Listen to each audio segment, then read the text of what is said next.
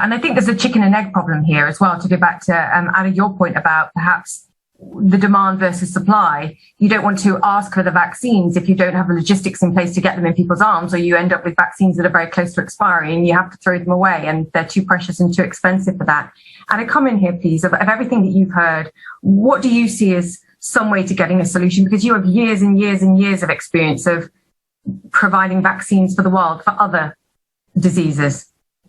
So, I'd just like to add to what Mike and John and Seth have mentioned, that if you were to look at the lessons we've learned in the last 18 months, the only way, and I agree with Mike, there's no silver bullet or there's no magic solution, but there's a multiple number of things we can put in place for the future. And I think if you look at getting governments to sign agreements and coming together, I don't know, through the WTO or wherever else, to address a couple of issues. For example, export restrictions. To what extent can a country restrict exports, irrespective of their population?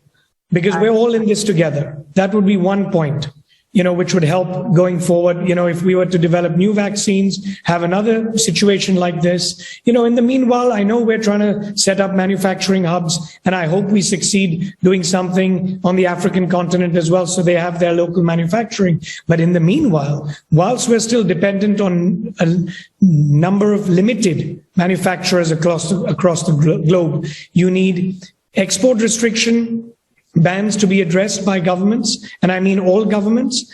I'm talking about vaccine, trials and CMP, GMP standards being regularized, where, we all agree that this is one standard of clinical trials and other things that we follow, which perhaps the WHO, for example, would take the lead and everyone else would have to follow that. And I give that example because, there were so many different trials being done for different vaccines. And you talk about trust being misplaced and lost with the public. With all these different trials, different efficacy, oh my gosh, this, that, and the other, naturally to a layman or a public, you would be confused. Is this vaccine good? Is that vaccine good? What we saw happening is that everyone said, oh, we only want this vaccine, or we only want that vaccine.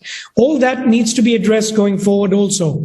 So one harmonized regulatory framework for pandemic level, development of vaccines as far as clinical trials and other regulatory, licenses are concerned. Thirdly, for example, you saw this business about vaccine certificates.